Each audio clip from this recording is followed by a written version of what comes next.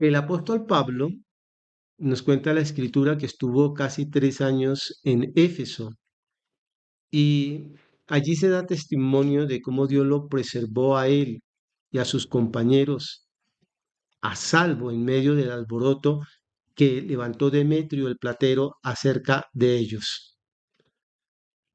Aquí, en Éfeso, también protegió a Timoteo de un tiempo cuando había muchos adversarios y mantuvo puros a los ancianos de esta iglesia.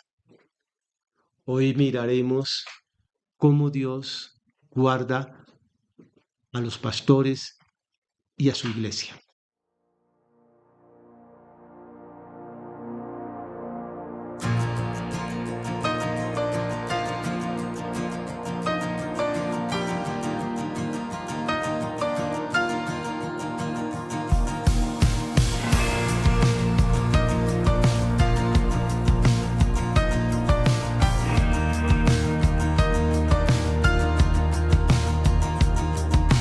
¿Quién aviva el fuego de 1000 soles con poder? Que en los cielos arde, nadie como Él, nuestro Dios. ¿Quién gobierna el mundo? ¿Quién levanta y quita al rey? Vence a sus rivales, nadie como Él, nuestro Dios. Nuestro Dios. Santo, solo tú eres santo, sin igual en gloria, Santo Dios.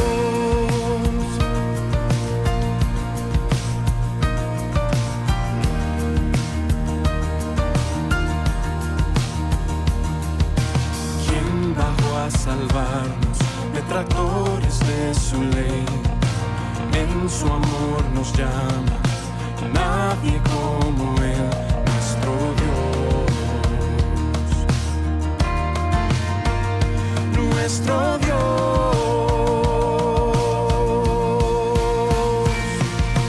Santo, solo tú eres santo, sin igual en gloria, incomparable, digno, solo tú eres digno, solo a ti adoramos,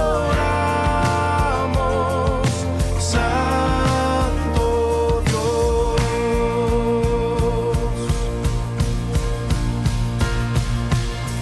Al que en el trono está, el que era y pronto vendrá, y al Cordero inmolado, gloria. Al que en el trono está, el que era y pronto vendrá, y al Cordero inmolado, gloria. Al que en el trono está, el que era y pronto vendrá, y al Cordero inmolado, gloria. Santo, solo tú eres santo, sin igual en gloria, incomparable, digno, solo tú eres digno, solo a ti adoramos, Santo Dios.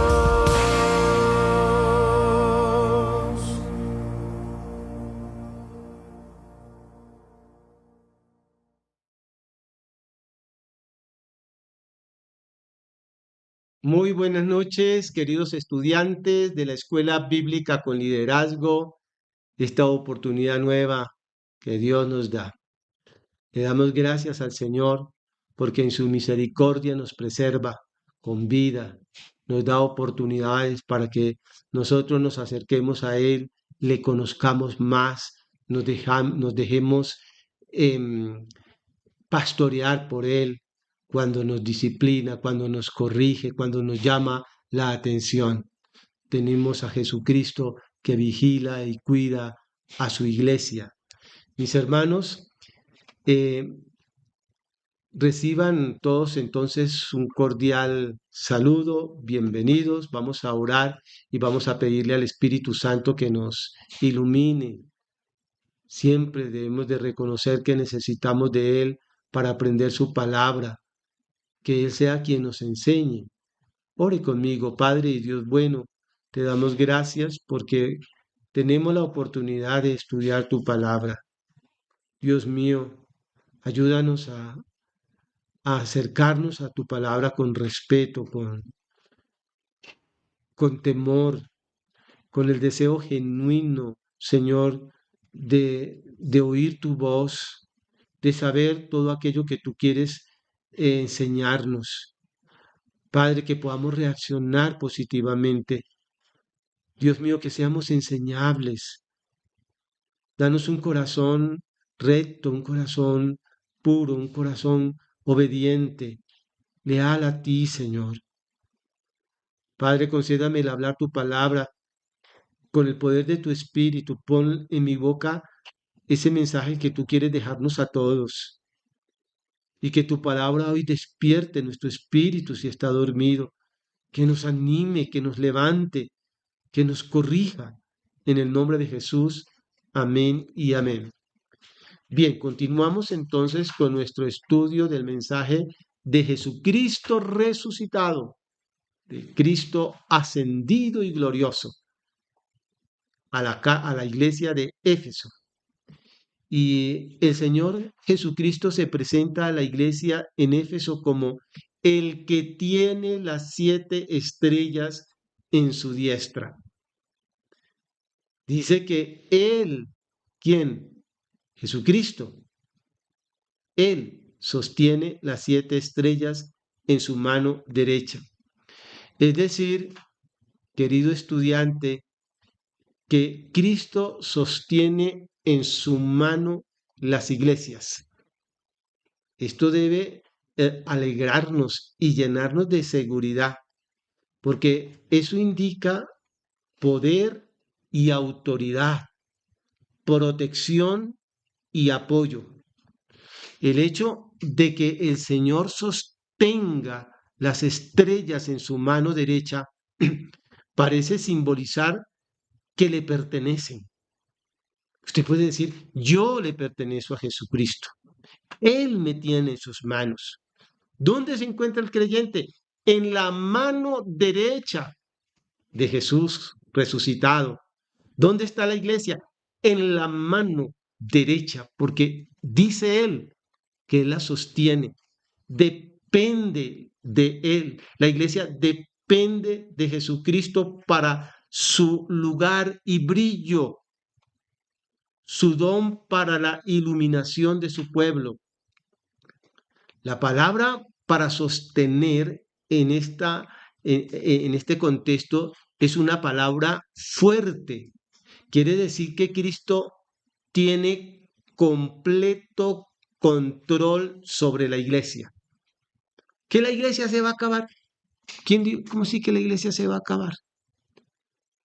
La verdadera iglesia universal, la iglesia de Cristo invisible, no se va a acabar, porque Cristo la sostiene en su mano.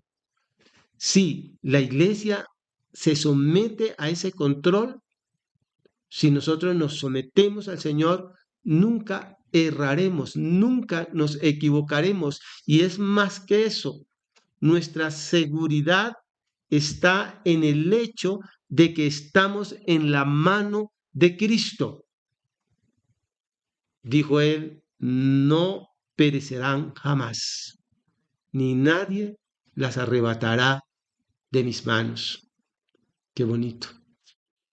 Estamos en las manos de mi Señor y nadie, escuche, nadie, ningún poder humano, ningún poder espiritual nos podrá arrebatar de las manos de nuestro Señor. ¿Dónde nos encontramos? Subrayólo allá en Juan capítulo 10, versículo 28. Está la promesa de Jesús. Y hay otro punto aquí que sería bueno que nosotros analizáramos. Cuando uno sostiene una cosa, rara vez la sostenemos en su totalidad. Ustedes pueden decir, yo les puedo mostrar, mire, yo estoy sosteniendo este celular, pero no lo estoy sosteniendo en su totalidad porque hay muchas partes de él que no se apoyan en mi mano. Más bien es parte del celular que está apoyado en mi mano. Pero la expresión aquí en Apocalipsis quiere decir que se sostiene la totalidad del objeto. El Señor no nos tiene en su mano en parte. Toda su iglesia, todos sus hijos, todos sus redimidos están en su totalidad en la mano de Dios. Quiere decir, mis hermanos, que estamos en las manos de Dios, las 7 iglesias. No es solo casa de oración, porque a veces nosotros tratamos de ser denominacionalistas y creemos que otras iglesias no están en las manos del Señor. La iglesia universal invisible de Cristo, toda en su totalidad, está en las manos de Jesucristo. Todas las 7 iglesias, lo que quiere decir totalidad de la iglesia, como dice uno y otra vez, la totalidad de la iglesia. Haremos bien, mis hermanos, en recordar esto. No solo es nuestra iglesia. Por eso, a veces nosotros nos volvemos excluyentes, partidistas, exclusivistas, y se nos olvida que nuestro hermano de otros lugares no son nuestros hermanos, no están en las manos de mi Señor, todos están en la mano de Cristo. La totalidad de la iglesia está en su mano. Cuando se ponen barreras entre las iglesias, se hace algo que Cristo no hace jamás. Jesús no tiene acepción de personas. Amén. Entonces, aquí Jesucristo, cuando le habla a la iglesia de Éfeso, está diciendo, en primer lugar, lo primero que les está recordando a la iglesia, ustedes están en mis manos. Qué bonito. ¿Y cuánto nos hace falta pensar en esto por estos tiempos tan difíciles por los que pasamos? Difíciles porque nos ha correspondido tiempos difíciles, aunque también es el preludio de una gran bendición que pudiera ser la generación que Él va a arrebatar en un abrir y cerrar de ojos. Pero que antes de ello seguramente tengamos que padecer persecución o sufrimiento, pero ahí no se nos tiene que olvidar que no somos ruedas sueltas, que el Señor está ahí, tiene tanta ocupación que se olvidó de nosotros. Recuerde, el Señor nos tiene en su mano, en su totalidad. Este pensamiento nos tiene que llenar de, hermano, admiración por un lado, pero también de seguridad. Ahora, en segundo lugar, Él se presenta como el que anda en medio de los 7 candeleros de oro. Él anda en medio de los 7 candelabros de oro. Los candelabros son las iglesias. Esta expresión nos habla de la incansable actividad de Cristo en medio de sus iglesias. O sea que el Señor sigue paseándose por la iglesia local, en nuestros cultos, y a veces tanta irreverencia. A veces lo tomamos como muy deportivo, una reunión, y se nos olvida que el Cristo resucitado, el Cordero inmolado, el ascendido como Dios, camina, camina, dice, anda en medio de las 7 candelabros de oro. No se limita a una de ellas, o sea, no se limita ni siquiera a un culto, no es que este es el culto de avivamiento, no es que este es el culto, no, donde quiera se reúnan los creyentes. Por eso debemos de siempre guardar esa reverencia y esa alegría también a la vez, y esa paz de saber que Dios está ahí, que nuestras oraciones no las soltamos al aire y que se pierden, sino que Dios está presente ahí.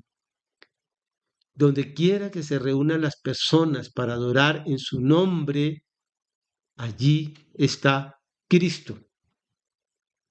Cuidado, cuidado porque el Señor nos está viendo y Él conoce todo.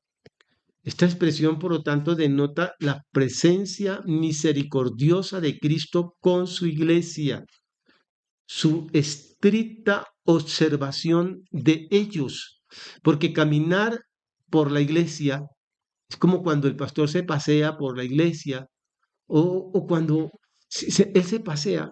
O sea, no se pasea con los ojos cerrados, él observa. ¿Y qué está observando? A sus hijos. ¿Y qué está mirando? No lo que mira el hombre. El Señor está mirando el corazón de sus hijos, observándonos. Su tierno cuidado sobre ellos es otra aplicación que podríamos sacar del hecho de que Él se pasea, no solamente como un vigilante, sino también para cuidarnos, para protegernos, para defendernos, para ayudarnos en el cumplimiento de nuestro deber hacia Él, para estimularnos o también para reprobarnos.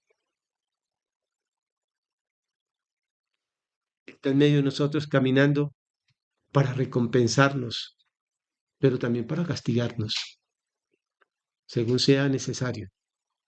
No diga en su corazón, no, nada pasa, Dios no me ve, estoy perdiendo el tiempo, porque el Señor dice a la iglesia, yo ando en medio de ustedes.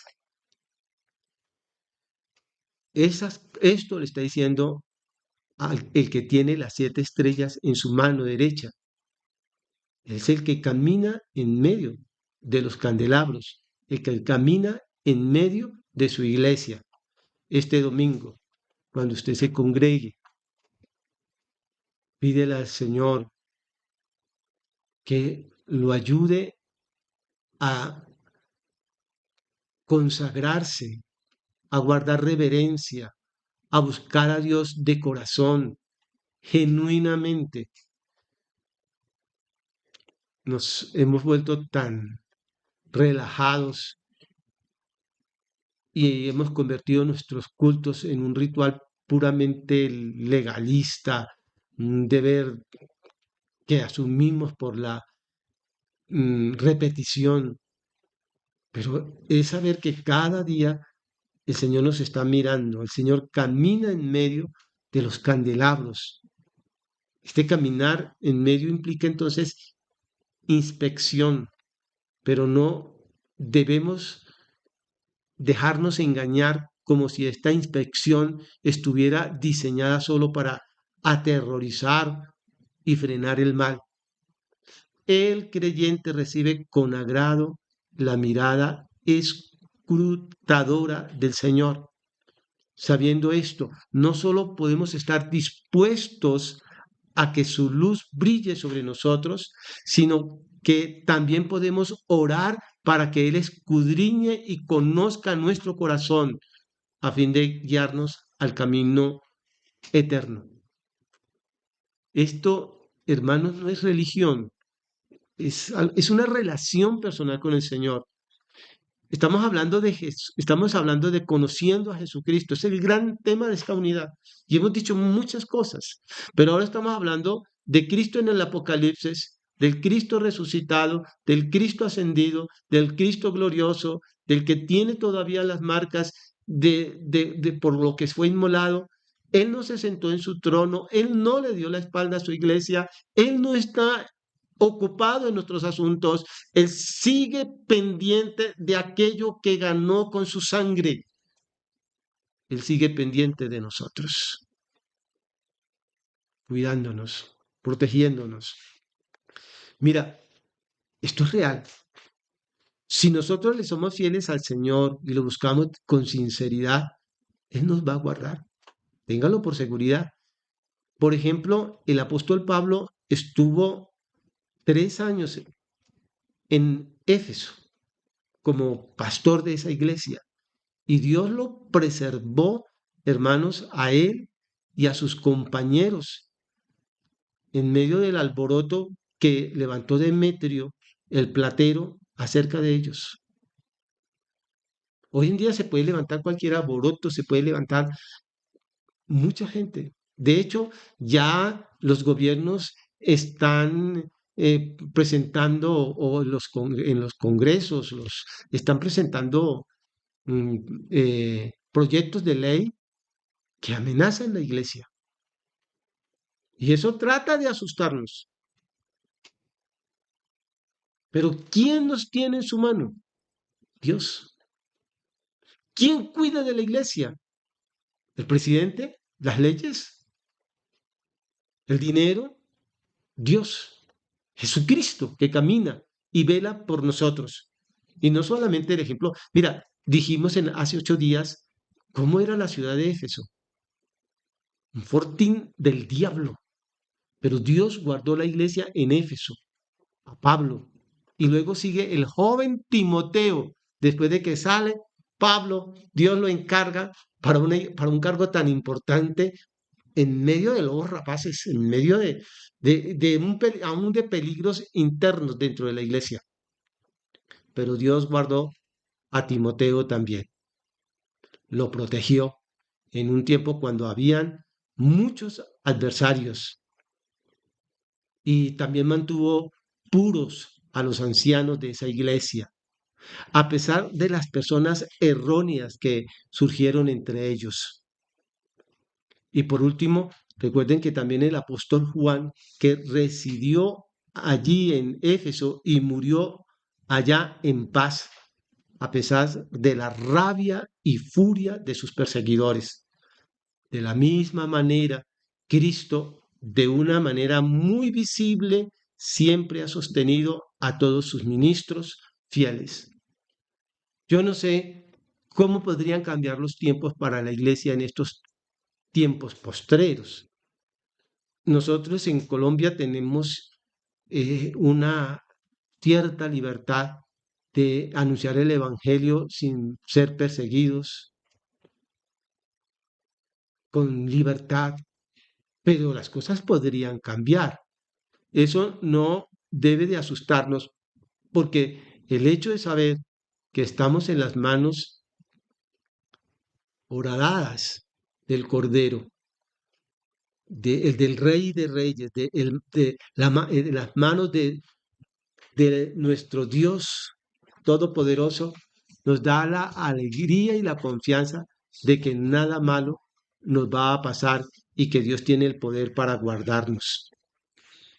Él nos sostendrá, hermanos. Si ha sido en toda la historia, la iglesia ha pasado por persecuciones, la iglesia ha pasado por crisis, ataques del diablo, pero Dios guarda a sus fieles y nos guardará a nosotros si mantenemos nuestra mirada puesta en Él y confiamos en Él. ¿Por qué? Porque estamos en la mano derecha de nuestro Señor, seguros, a salvo, hasta cuando cumplamos lo que Dios nos ha encomendado. Él siempre nos va a guardar en pureza, en pureza doctrinal, en nuestras conversaciones, de modo que su luz brille continuamente en nosotros ante los hombres. Él está con nosotros, mis queridos hermanos, para entonces observar Piénselo este domingo, donde quiera se reúna. El Señor, no, no lo diga deportivamente, no, el Señor me está observando, eso es muy importante. Y Él conoce mi corazón. Y si es necesario, Él me disciplinará y me castigará, porque eso lo vamos a ver más adelante en el mensaje, ¿no?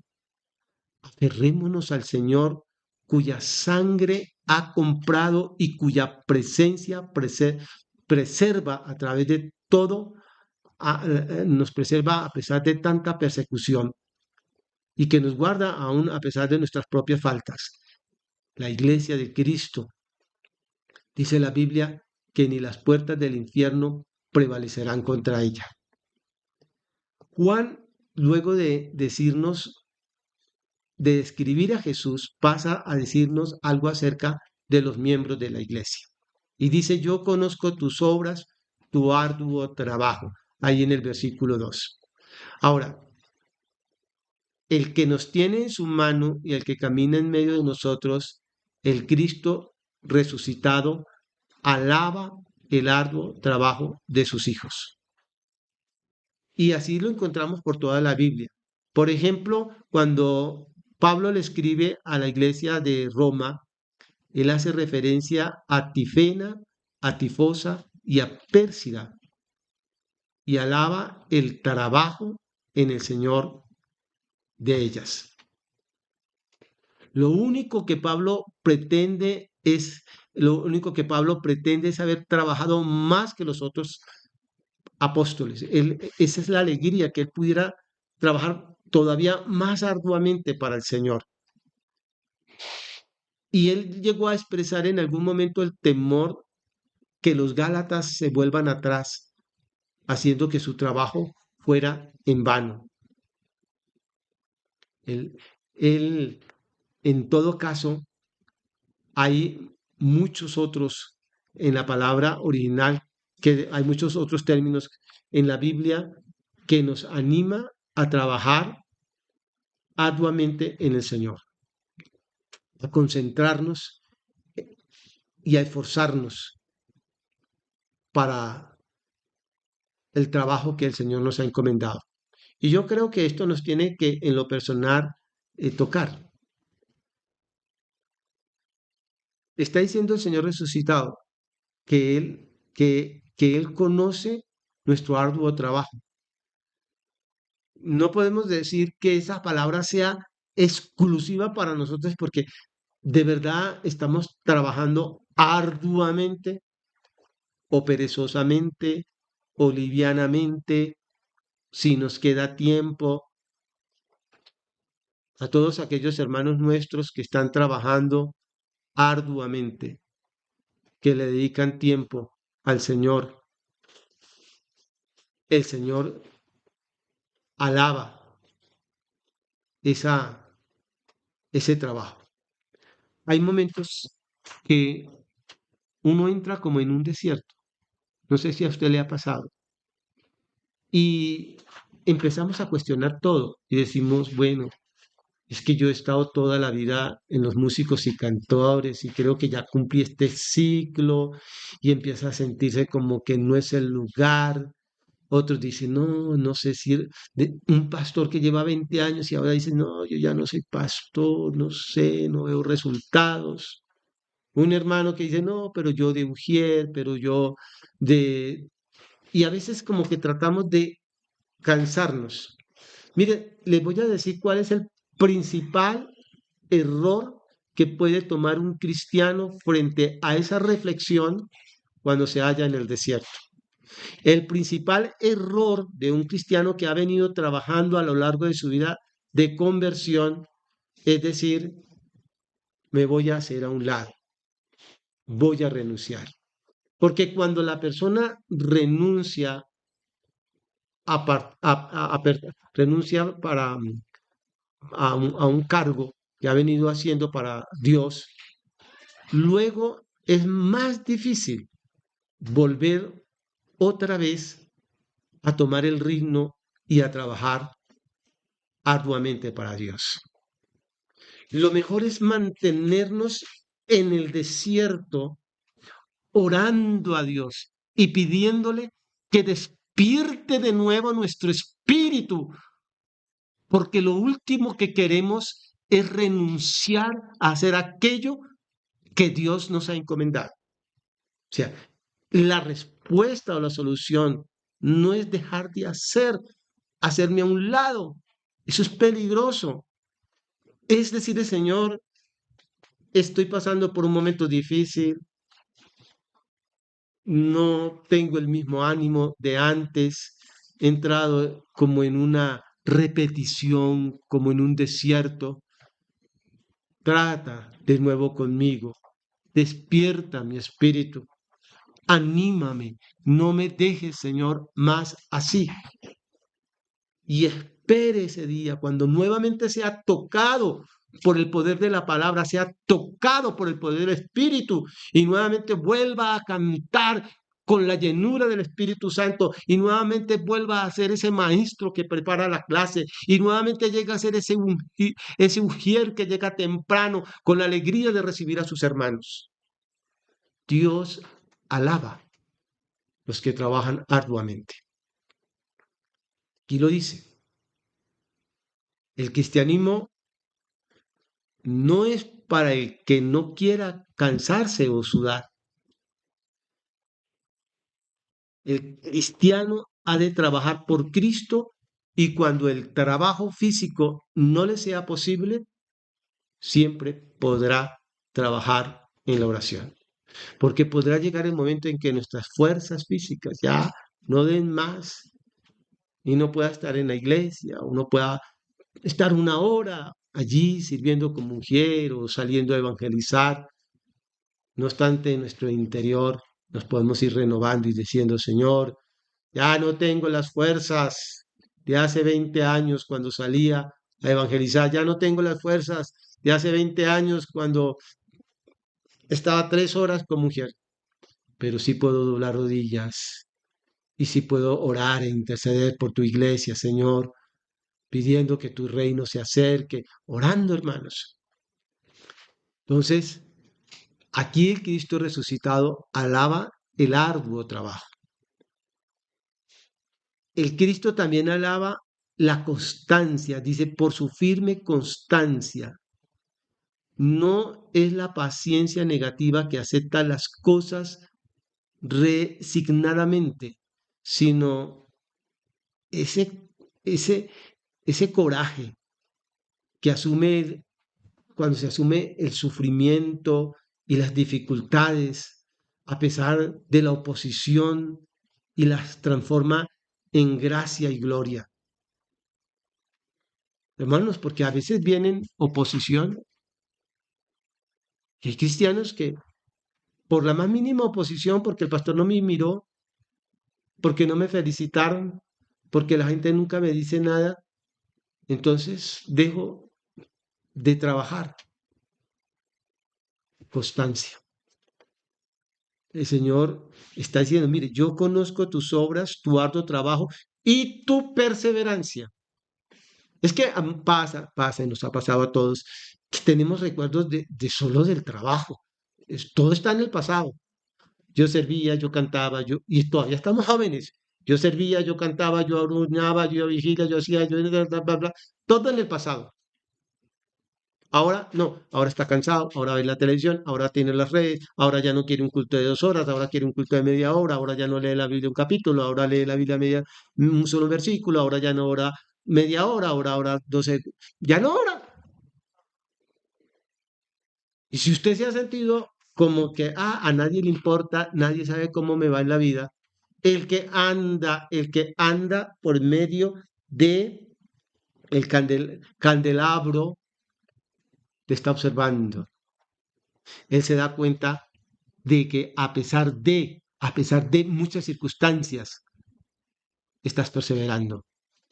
Y eso Dios lo alaba, lo alaba. Entonces, hermanos, enfrentémonos con la vida que Cristo nos imparte y con alegría y gozo sirvamos. Mira, recibir a un hermano en la iglesia eso es valioso. Que usted llega, hermano, Dios te bendiga, déle un abrazo, sonríale, bienvenido. Eso vale la pena. Cante, pero no cante por cantar. Alabe al Señor, cierra tus ojos, eleva tu alma, ministra. Vale la pena, persevera en ello. No entres en una rutina, eso es peligroso.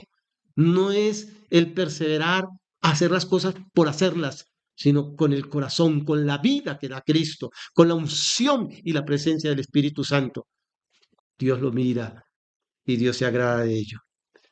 Dice también, porque has puesto a prueba a los que se llaman apóstoles sin serlo y han demostrado que son mentirosos. Otro encomio del Señor, que él alaba. Muchos malvados se introducían en las pequeñas congregaciones de la iglesia de Éfeso. Y hoy en día Jesús mismo nos lo advierte ya como una señal de los postreros tiempos. Muchas personas se introducen en las iglesias para corromper desde adentro a los hijos de Dios. Y Jesús había advertido eso, lo recuerdan, contra los fariseos, contra los falsos profetas, que son lobos disfrazados de ovejas. Y en su discurso de despedida a los ancianos de esta misma iglesia en Éfeso, Pablo les había advertido que habrían lobos rapaces que invadirían el rebaño. Otra vez hago referencia para que ustedes puedan ir a esos mensajes del pastor Leonidas sobre Hechos, capítulo 20. Pablo ya en su despedida les había advertido. Estos hombres malvados eran de muchas clases. Habían emisarios de los judíos que trataban de enredar a los cristianos en la ley y que seguían a Pablo por todas partes tratando de deshacer su obra. Había quienes trataban de convertir la libertad en libertinaje. Habían profesionales de la mendicidad que abusaban de la caridad de las congregaciones cristianas. La iglesia de Éfeso estaba más expuesta a esos falsos profetas ambulantes que las demás iglesias. Porque Éfeso estaba geográficamente en un lugar donde pasaba todo el mundo por ahí. Entonces, más de una vez en el Nuevo Testamento nos anima, se nos exhorta y se nos hace ver la necesidad de poner a prueba. Que no podemos comer entero. Es el problema de los cristianos.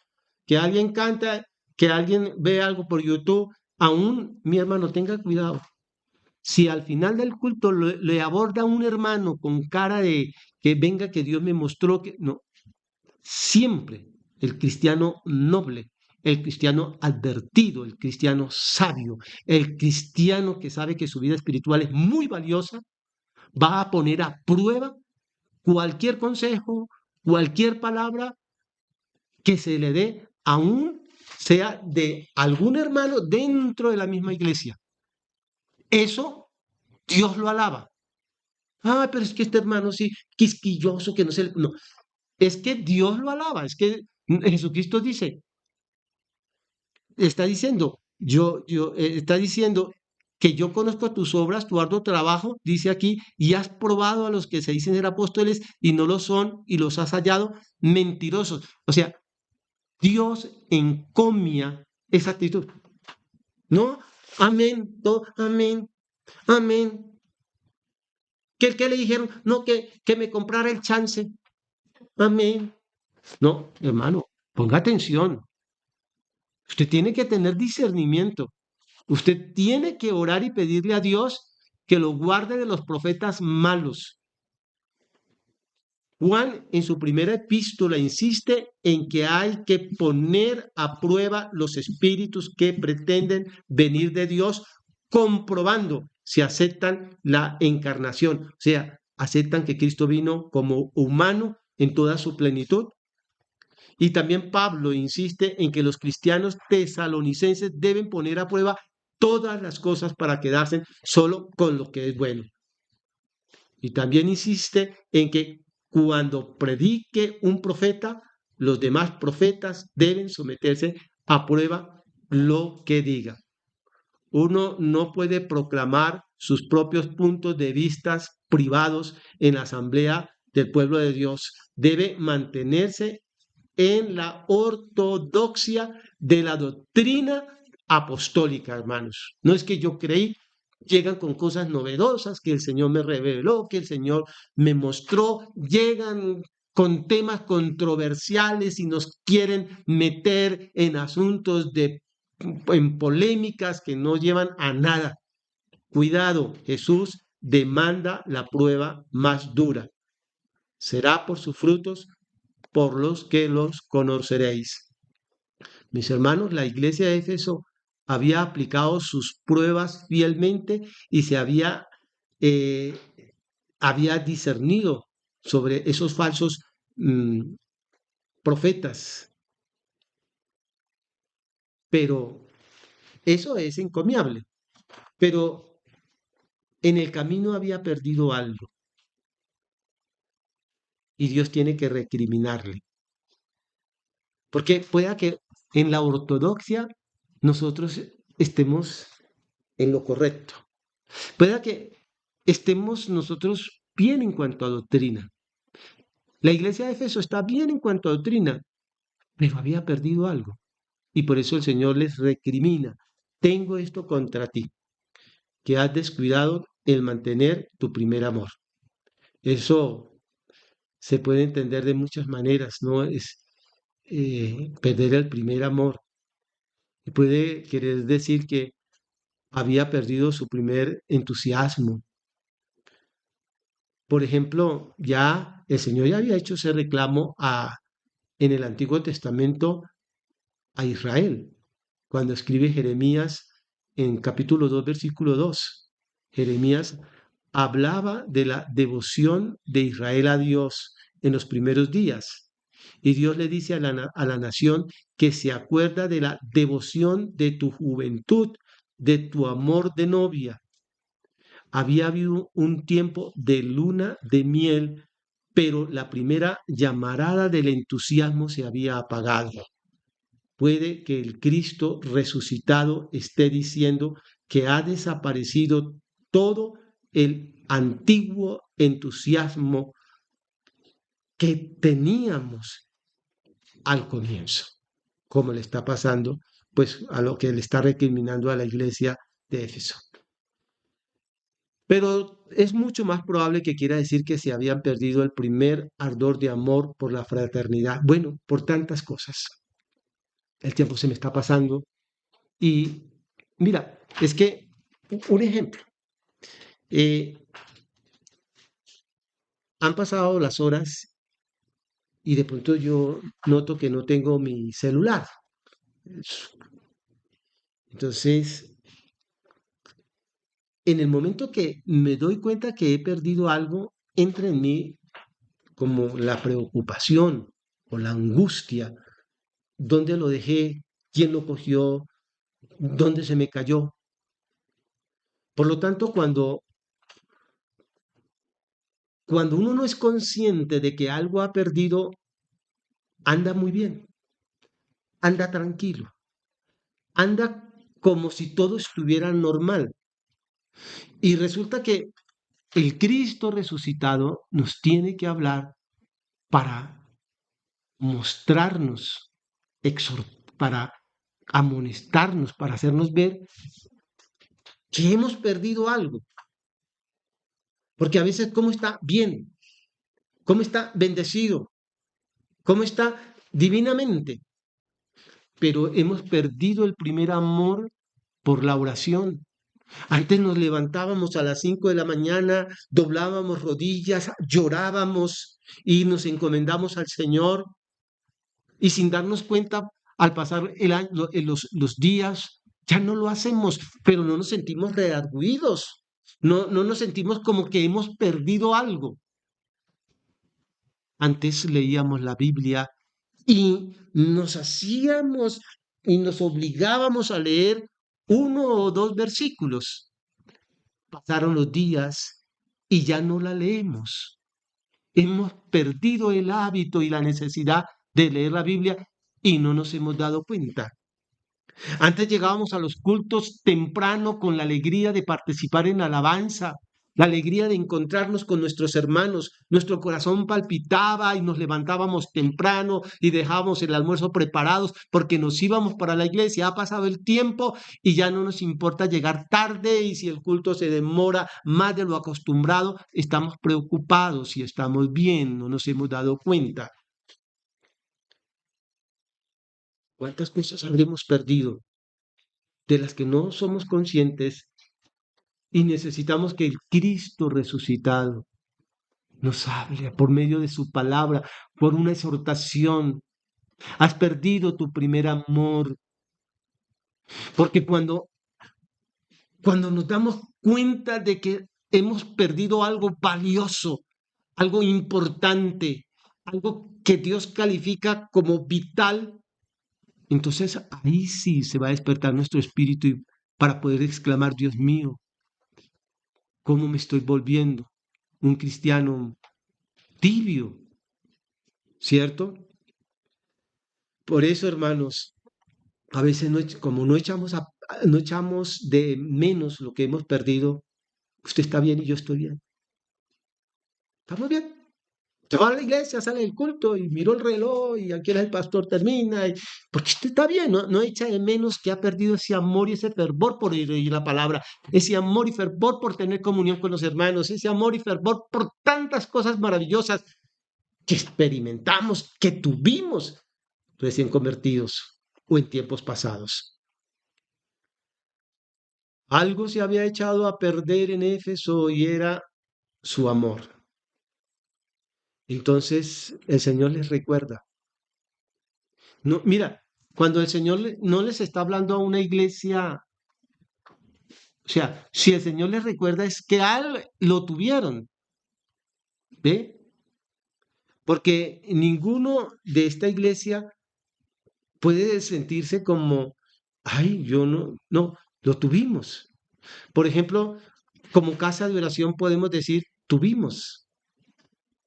El Señor haciéndonos recordar muchas cosas y que la hemos venido perdiendo en el camino de alguna manera.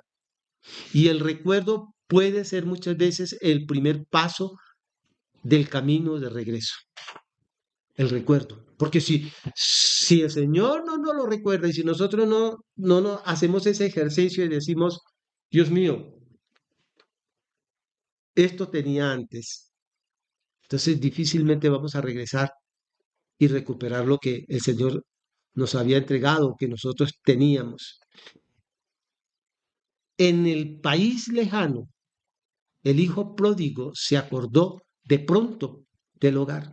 Él vivió por un tiempo gastando su dinero.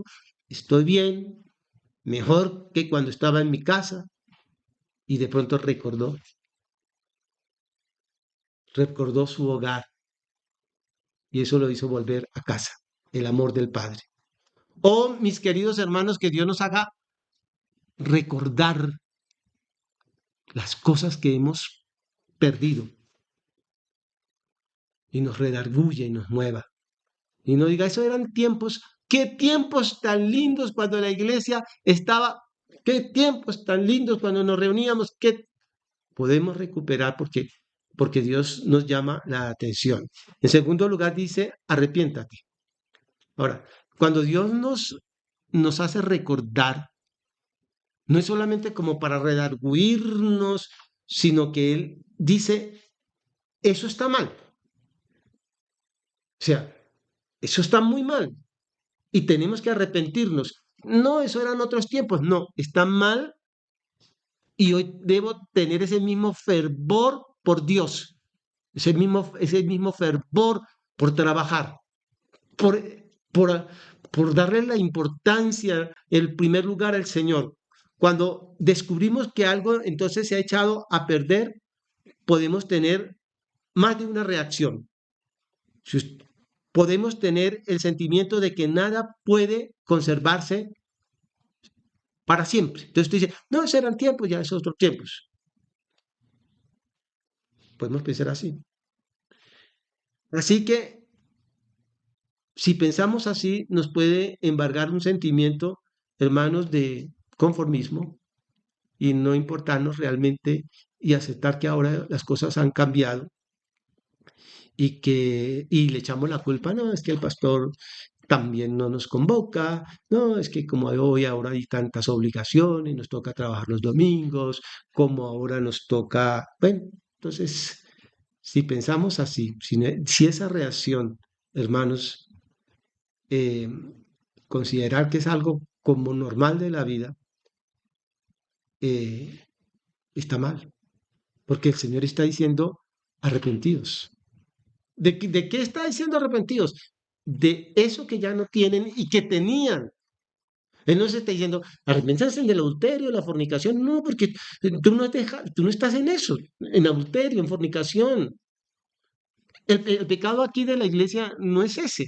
El pecado de la iglesia es que has dejado el primer amor. Y no puede decir, son cosas que pasan, son otros tiempos. La iglesia es diferente. No, el Señor dice, arrepiéntense. Bueno, es Dios quien habla, es Jesucristo resucitado quien nos dice, arrepentíos. El arrepentimiento es reconocer que somos nosotros los que tenemos la culpa, porque cuando hay arrepentimiento hay dolor por ello. La reacción del hijo pródigo es, me levantaré e iré a mi padre y le diré que he pecado.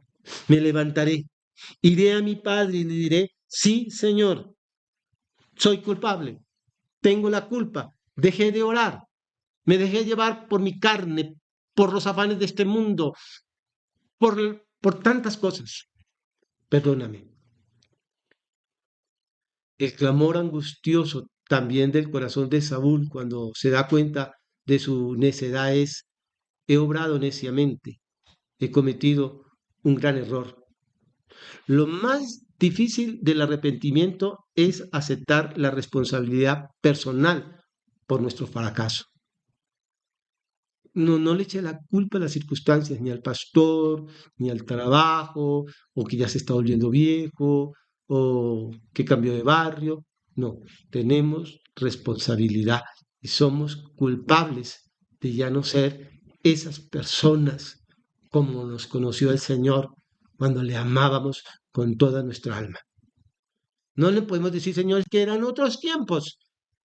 En esos tiempos yo podía amarte, en ese tiempo yo podía pasar horas hablando contigo. Somos culpables. Y cuando hay arrepentimiento, ahí no acaba todo, porque el Señor dice luego, haz.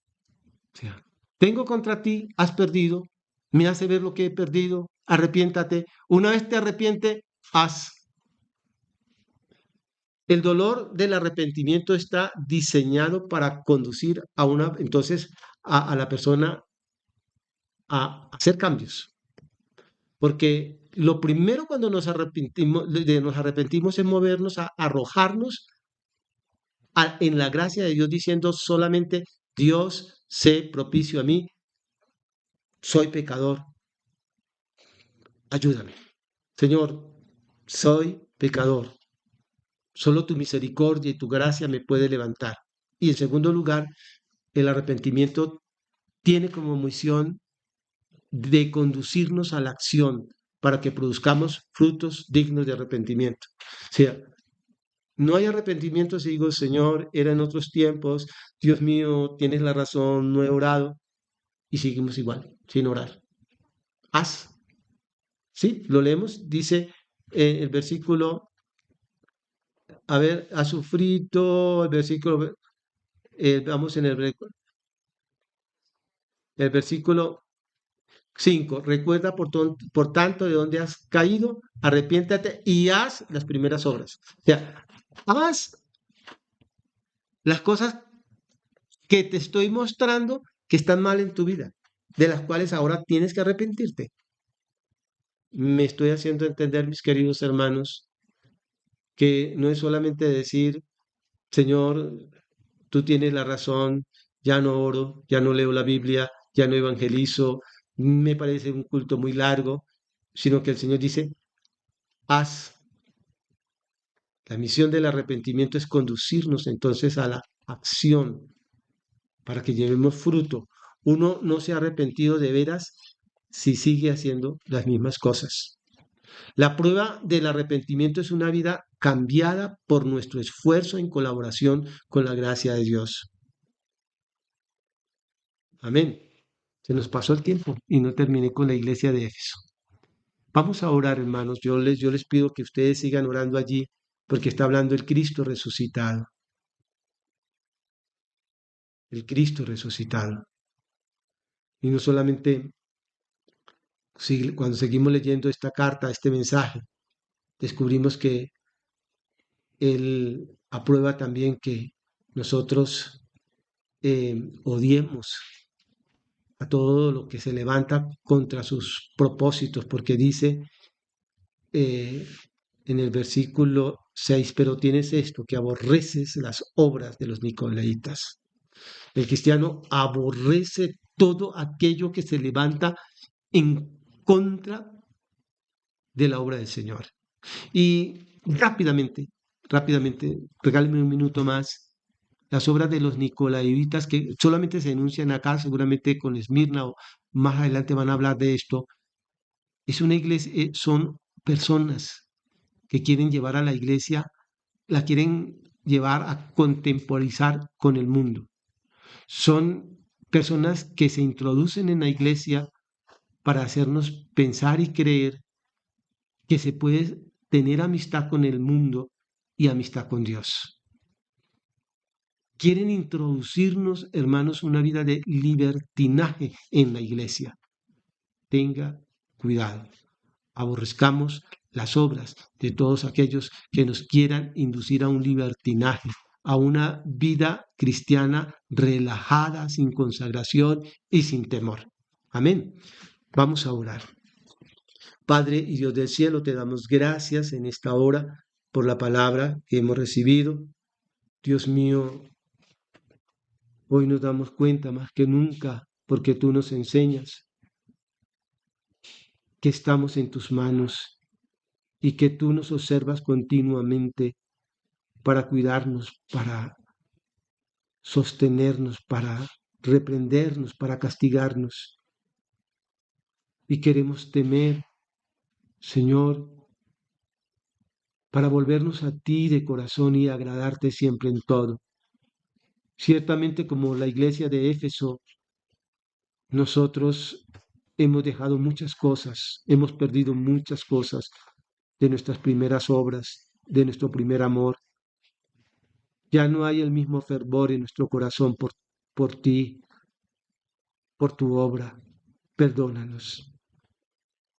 Despierta nuestro espíritu, Dios mío, por las mañanas para volvernos a ti de corazón.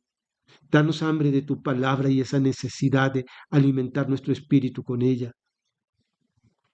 Que podamos aprovechar cualquier oportunidad para hablarle a alguien de Cristo, porque ya no lo hacemos. Perdónanos, Señor, el poco tiempo que dedicamos a la oración. Nos hemos vuelto sabios en nuestra propia opinión. Razonamos tu palabra. Señor, perdónanos, nos volvemos a ti. Guárdanos. Te lo pedimos en el nombre de Jesús. Amén y amén. Mis hermanos queridos, Dios los bendiga. Un abrazo. Y si Dios nos lo permite, el próximo martes estaremos estudiando la iglesia de Pérgamo. Un abracito para todos.